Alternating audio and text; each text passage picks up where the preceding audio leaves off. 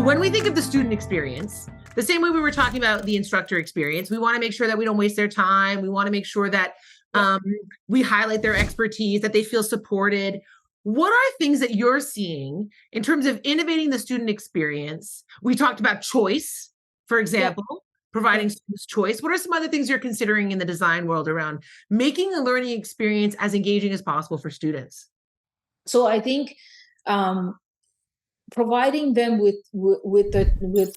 what tools to be successful, or tools that they might not necessarily think that this is going to help me master this content, but intentionally designing activities that help them master stuff, and making that more of a social experience just gives us better learning, right? So we like often enough I'll work with a faculty member who has an assignment that may be like problem solve all these things, but we'll turn it into do it collaboratively as a group, and it's going to become a peer assessment activity and feedback and stuff like that, and it just becomes more more of an experience for the students, and they're likely to remember the content. Often enough we'll change things like say for example it's a theory heavy course, and we want to get them to master the content. I had one faculty member who was struggling with, it's very theory heavy content, how do I change this, right? And we'll do things like bring in experiences such as have the student teach the content to the rest of the class, master a certain portion and teach it, and that just places them. So I'm constantly thinking about how can I place the learner in a position where they're going to have to share their learning, and so that's just going to, and we're going to end up with better results at the end of it, right? So for me, I think it's largely about creating that experience around them that's going to have an impact on them and that they're going to remember, right? Those are really great pedagogical points, the how we teach. What are you seeing in regards to what, so this idea of there's a lot of theory. Okay, so pedagogically, we could get students to interact with that material as peer teachers. How are you suggesting instructors organize course material? Are you suggesting that the curriculum become more visual, more video based? What kinds of other ways? Modular? Yeah.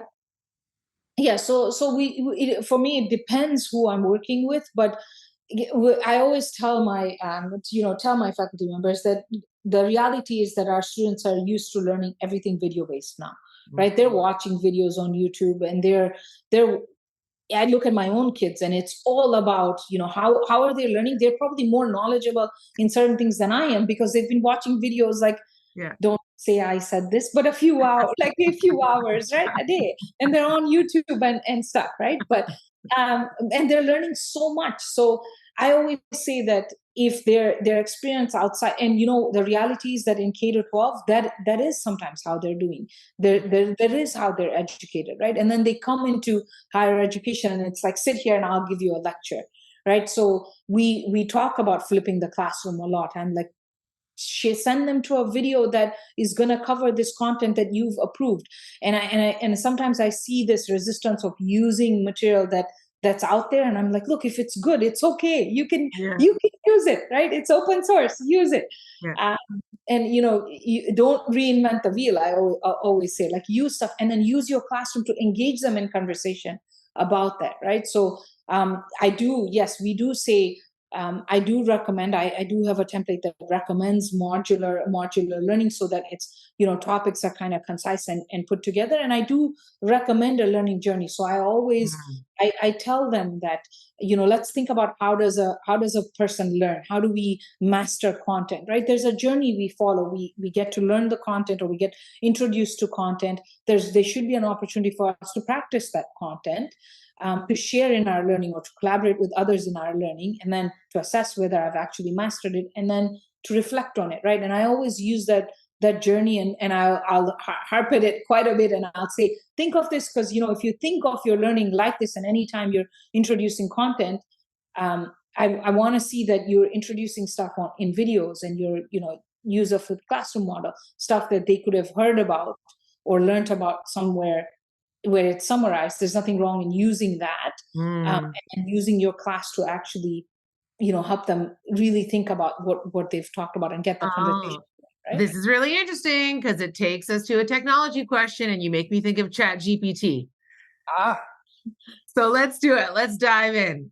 Yeah. Um, you just talked about it's okay to use material that's sourced from somewhere else. It's okay to think of your, curriculum, pedagogy, and assessment. These are all intertwined as what I call the Yeah. teaching Yeah. trifecta. Yeah.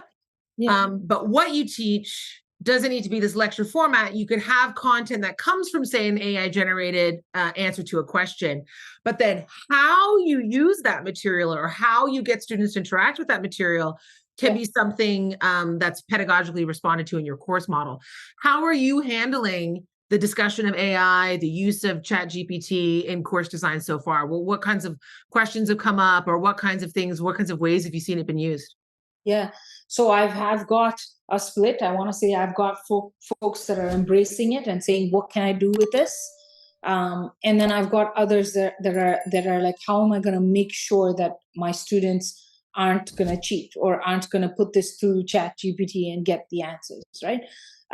We from where I'm sitting in an innovation studio, we're all about let's use it to the best of to what we can do, right? So I have one faculty member who's experimenting right now, feeding all of his entire lecture into Chat GPT, and having students ask questions, but the answers come from the material that the instructor has put out, right? So I'm seeing both sides of it. There is lots of discussions around, you know, what are we going to do in rethinking it? Rethinking, there is some rethinking of assessments based on, you know, if this assessment is going to be very easy for us to pull out of Chat GPT or not. And I always say, like, ground even your assessments in stuff that happened in your class and in experiences that they had in your class, because guess what, Chat GPT isn't going to be able to give you that one. And there's nothing wrong in saying to the students, go explore this topic on Chat GPT and see what it tells you, and let's have a discussion about it, right? So on my own, and I'm encouraging the use of it and saying, how can we use this as a tool to support what we're doing and not the other way around? But that's not to say that I'm not getting questions about, how am I going to make sure? And it's generally focused on, okay, we can just tailor your assessments, so that you're not running into this. And this is really, and because I am a self-proclaimed assessment geek, and I have a very, as you know, a very similar perspective on technology. Yeah. This idea of you can't ask, when the printing press was invented, you can't be like, unmake the printing press, right? Or Yeah. unmake a calculator. Like, these things exist now, Yeah. and we're not going to get the pace of I'm not going to say progress, but let's say change. I don't have influence over that. So at the end of the day, these tools exist. We exist in a world where they exist. Yeah. Education is a structure, an incredibly important social structure for our species, empowerment, proliferation. So how are we going to respond and adapt to the Yeah. continuous, like, this has happened forever, right? Yeah. When Yes. different things have come in to the education sphere. I don't know why everyone considers this to be so much different than everything else. Granted, I mean, I'm sure that'll annoy people, but granted, I understand the power of what an AI language generating machine can do. I understand that is a very significant change in what technology can do. But my response is always, if a machine can do it, then you're not asking the right question. Like, Exactly. if what we're trying, humans, and Yeah. what a human being is able to demonstrate in terms of Mhm. a level of understanding, complex, relevant, responsive, agile way of understanding a concept as it applies to, like you said, the experiences I personally had in a classroom, the experiences I personally have in my community, Yeah. my perceived experiences in professional workforce environments I might be in the future. Yeah. Like, our capacity to demonstrate learning far exceeds, in my opinion, Yes. ChatGPT. Of So course. there needs to be an embracing of new assessment models, like we've talked about, Yeah. that support that demonstration at that core human level. One of the things I run into, one of the problems, issues, challenges you run into is often a lot of these models are things like interviews, presentations, Yeah. group-based work, things that are more unique and personalized, Yeah. then get hard to do at scale. Yeah. Yeah. So again, this idea of quality teaching and learning, if we need to shift towards this more personalized way of looking at human development and asking for assessments that are not multiple choice, that are not straight up essays that could be completed by a machine, we might need to have more human direct contact with our students again. Yep. But therein lies the rub. And how do we bridge that gap with the structures? We have 500 student enrollment courses. We have instructors who are already burnt out and have no time to do those types of formative or authentic assessment models. Where's your thinking around all this? I think it's still based in the kind of, if we're in now, it's even more important that we have the right structures around them, right? I find often that, an instructor, that 500 classroom, yeah, we have those 500 student classrooms, right? But how do you manage them? I think it's just capitalizing on how we think of the teaching team, right? And sometimes, and is that instructional learning designer now part of that team because it's such a big classroom? Just a thought, right? I've had to work with a few classes like this, a few. But I think the supports around them, especially to rethink these kinds of things, are necessary and are important. I think the idea of teaching assistants too, I think it gets very like, we sometimes we just see them as, okay, supporting us in the grading aspects of things, but if they're thought of as more of like part of the teaching team where they're actually carrying out some of those teaching tasks, it changes everything completely, right? And that way you can experiment with new things, and does become scalable, right? And I think working with an instructional learning designer and creating things that are like easier to manage. Like whenever I think of we always try a small pilot and then we scale it up. And sometimes, yeah, the iteration may look a little different, but it's grounded in what we did and what was successful, right? So I think that there's the space for experimenting, working, and taking into account everyone you have access to the supports is the next level, right? And technology aside, like there are tools that can help us make things scalable and easier, right? But Well, I yeah, think what you're mentioning there about the human resources, right? Like some things just require more people now. That, we had one way of looking at an industrial transmissive form of education where one human being stood at the front of a class of 500 students and they transmitted knowledge into their heads and they regurgitated back on a Scantron sheet. So that ratio of instructor to student worked for the model of the education that it was serving. So now if we have a changing model, which technology might now require of us as we get more human with our expectations of demonstrations of learning, then these human resources need to be there to support that, whether it's learning experience designers that are helping to design it from or actually participating in ongoing support throughout a course experience to I think I 100% agree, team teaching. Yes, teaching assistants and looking at this as an opportunity for students at the graduate level and the postgraduate level to really hone skills in teaching and learning in this content area. But I also think team teaching and how do we look at team teaching in order to make these types of models of more authentic assessment viable. Let's keep double clicking on technology for a second. You talked a little bit about COVID, about how it drastically has shaken things up, whatever happened. And technology played a role in that.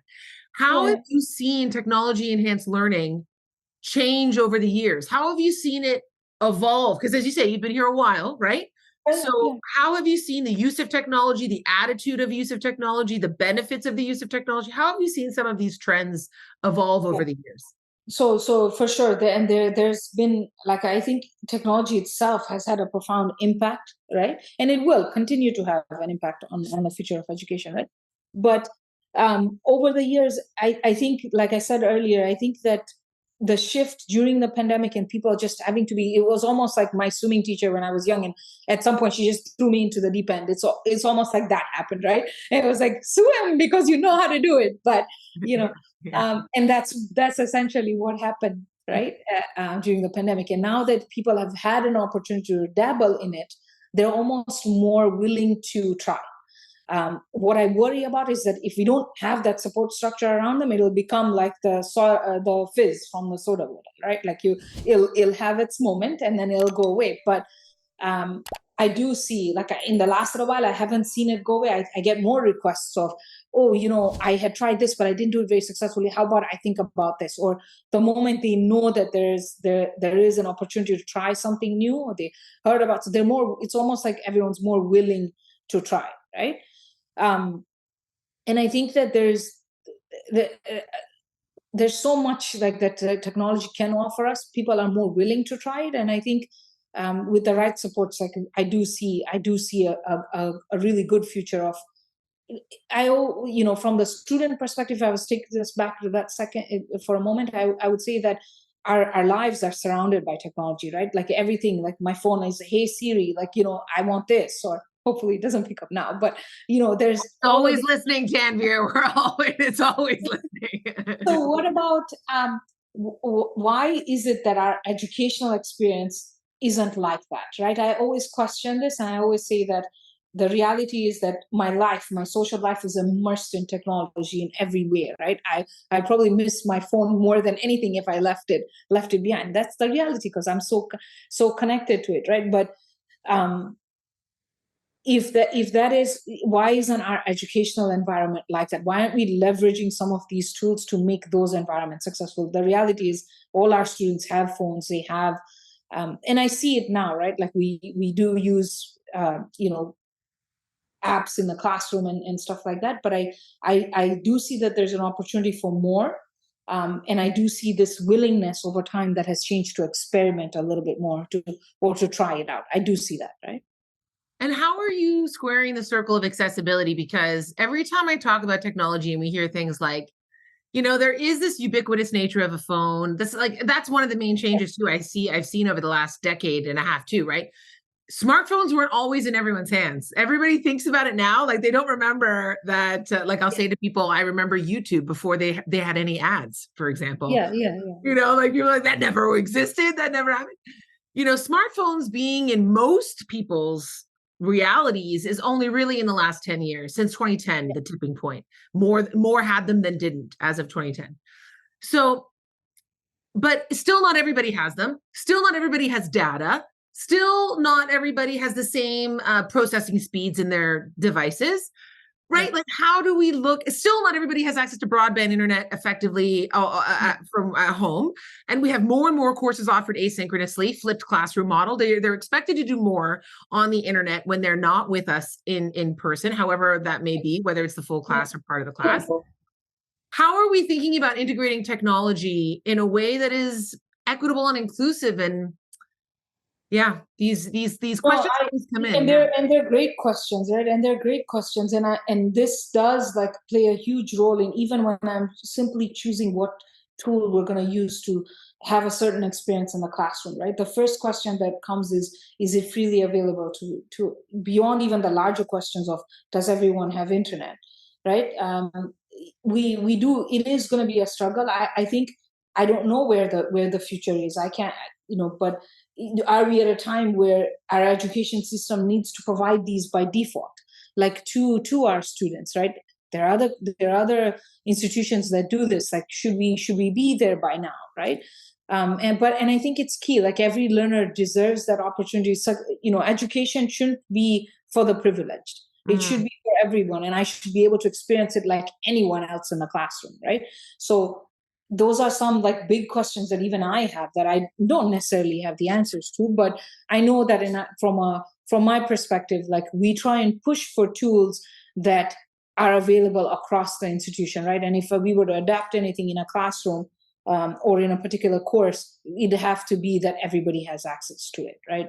Freely accessible to everyone, right? Yeah, things that are free are important. We often also think of things that are light. So light in terms of processing speed, right? Like, we don't want things to take a long time to take a lot of data, right? And you're right. There are institutions that I know not only have this, you enter into the university and you have the equipment and the software, and every time if something is required, a software is required, or those updates are required, those are given to you for free as a member of the institution. And moreover, you can apply to lease a hotspot. Yeah. So you can take it home, this internet hotspot. So if you don't have Yes. internet at home, you can also take Yes. these hotspots with you. Like, and then you get into, I mean, I'm not going to pull on this thread, keep going. I mean, we're all having these conversations. There's no answer, like we say, but it's just important to keep having these conversations. But when we continue to pull on this thread, we talk about maintenance and sustainability, right? There's a Yeah. huge environmental impact to having equipment and technology given out in thousands on an annual basis, which might serve to be a redundant piece of technology because they already have one, or something breaks and then you have to. So there's all these questions when it comes to this hardware software. I wonder where, and I'm not promoting, just for those of you who are listening, I'm not promoting necessarily biotechnology and replacement. Like, I don't want chips in my brain or in my forearm to replace my smartphone to save the environment, alas. But we do need to keep having these conversations. Yeah. I want to end by talking about your passions, Tanveer. Like we talked about already in regards to your support for instructors. You're an incredibly passionate supporter of education, technology enhanced education, innovation in education, and particularly in the design, which is so, like when you think of any product, whether it's a learning experience or a cafe or a book, the way it's designed, formatted, intentionally created, is everything in terms of what you're promoting or what you're restricting. So I want to know what things excite you, what you're passionate about moving forward, and what you think the future might hold. Yeah. I think for me, I'm really passionate about the space that I work in, right? The idea that I get to impact a large, maybe it starts with a course, but then the impact goes larger, is it's all about how can I give back to society. For that's the ultimate truth for me from where I'm coming at. And if I can put out something, anything, be it small, that's gonna impact a number of people positively, that's what I aim for. As far as my work, like I really hope to be able to um, you know imprint some change in the way we use technologies and the way we adopt them for educational spaces, right? And that even if I were to take myself back and look at LMS or something like that, like the space that everyone at the university has to use, I would really hope that I create that in a space where it's thought about carefully for our faculty members and for our learners, that and it becomes easy for them to use, right? I've always said that our learning is social, and we need to carry over that into our learning environments online, and everybody needs access to that, but it's got to be easy for everyone that's involved, right? And that goes from the administrators to the instructor, to the learner, everyone, right? Those that obviously technology and the new technology that I can use to implement in these educational spaces excites me all the time. Every time I go down rabbit holes all the time, Michelle. So I'll find something and then I'll be like all deep immersed in it, and then I'll come back. I think one thing that if I was to share something, I think the idea of having like these units that are innovation and teaching and learning focused is key. I sit in a Lassonde educational innovation studio, right? And I think that idea of having teaching and learning together with innovation just allows for that possibility of let's try, let's experiment, and that's how innovation is, right? You have to be open to the idea that I might try this, and it took me a while because I don't like failure, I don't like falling down. But over time, I learned that, okay, sometimes we fall and we have to pick up and we have to do it better. The next time we do it better, right? As long as that's what innovation is all about. And as long as we don't let go of that, I think that there's much to come. I think the way at New York specifically, like the way we're situated, and having this kind of space where I can innovate in the teaching and learning space, it's been like a dream, and I'm really, really enjoying it. It's funny you talk about, it's just such a natural evolutionary part of our biology, this idea of resilience. Yeah. But there's been these things baked into the education system where faculty members have felt so disempowered, so disenfranchised, that failure is not an option, that experimentation is not desirable.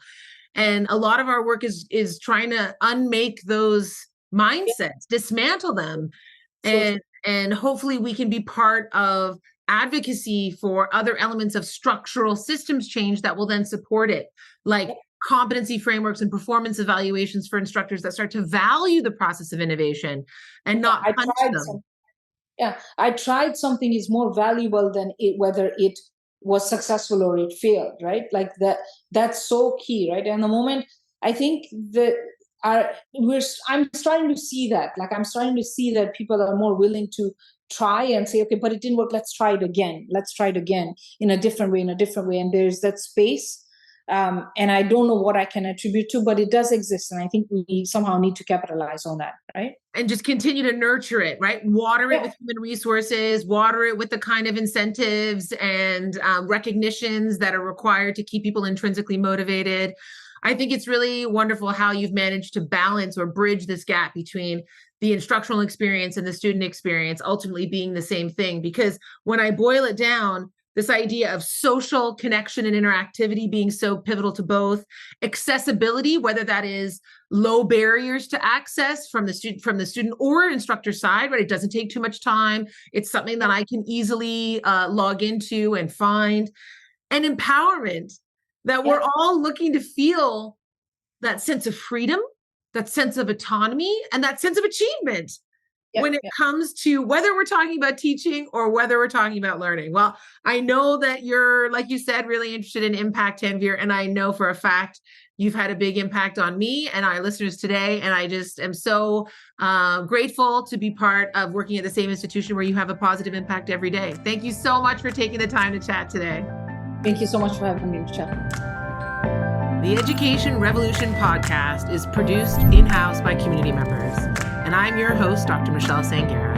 Thank you for listening to this week's episode, and don't forget to subscribe to my YouTube channel and head over to my website to opt in for my newsletter for more ways to connect with some of these big ideas.